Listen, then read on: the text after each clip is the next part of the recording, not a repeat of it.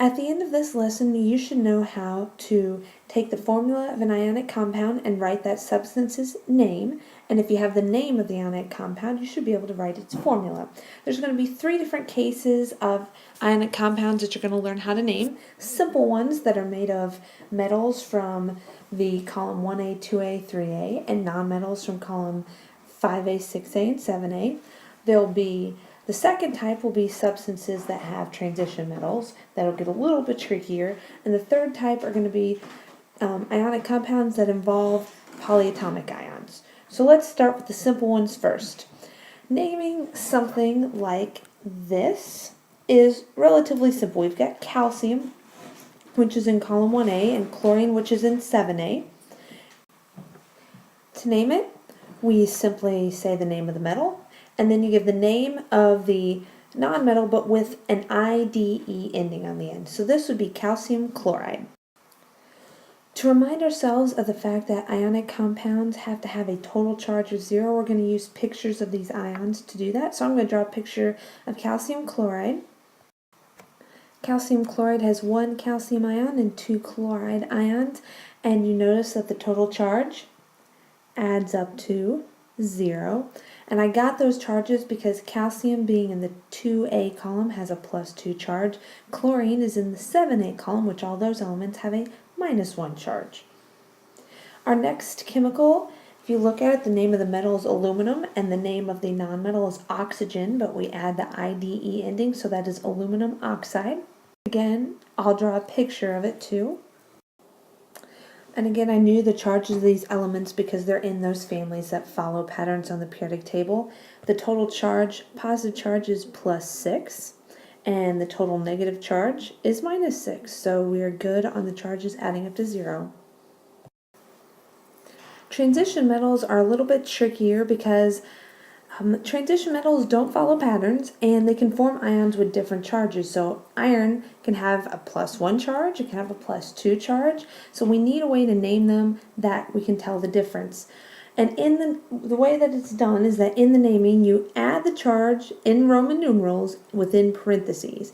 And it's the charge. A lot of students will get confused and think it's the number of atoms. It's not. Another thing you have to know is that to figure out the charge of iron when you're given the formula, you're going to have to look at the context clues, look at the other atoms in that substance that are from families that follow patterns. So I'm going to draw iron chloride, keeping in mind that chlorine has a -1 charge because it's in the 7A family, and iron, thus, since there's only 1 iron, it also has a +1 charge to balance that out. Therefore, this substance would be called iron 1 chloride because the iron has a +1 charge. If we look at the second example, there are 2 chlorines attached to the iron. Chlorine still has to have a -1 charge. It always follows that rule. It's in a family that follows rules. But this time, since there are 2 chlorines and each one has a -1 charge, the iron must have a +2 charge to balance that out and give the total compound a charge of 0. So this substance is known as iron 2 chloride. So notice it doesn't matter how many irons are in the compound. It matters what charge the iron has to have to balance out the other ion. The third type of ionic compound we'll have to name are compounds that include polyatomic ions. You learned about these the other day. A polyatomic ion is a group of atoms that are covalently bonded together, and that group has an overall charge. And there's really no other way to deal with a polyatomic ion except to memorize them and memorize what their charges are. But luckily, I have provided you at the top of your periodic table, the one that I handed out to you, a list of all the polyatomic ions that you'll need on these tests, and their names and their charges. So take a minute, find that on your periodic table. These polyatomic ions behave like a single ion. So, for example, the nitrite ion, which is NO2-, will behave like a simple ion like chloride because they have the same charge. The phosphate ion, which is PO3 3-, would behave like a nitride ion when it forms compounds because they both will have the same charge. So let's look at two examples. The naming of polyatomic ions are really pretty simple. It's the metal name, the name of the polyatomic ion. So the first one would be calcium nitrate, and I got that name from my periodic table list of the polyatomic ions. Again, the second one would be lithium carbonate, and I figured out the CO3 carbonate name from the polyatomic ion list on my periodic table. I also want to quickly show you how to draw a picture and represent a polyatomic ion in a picture.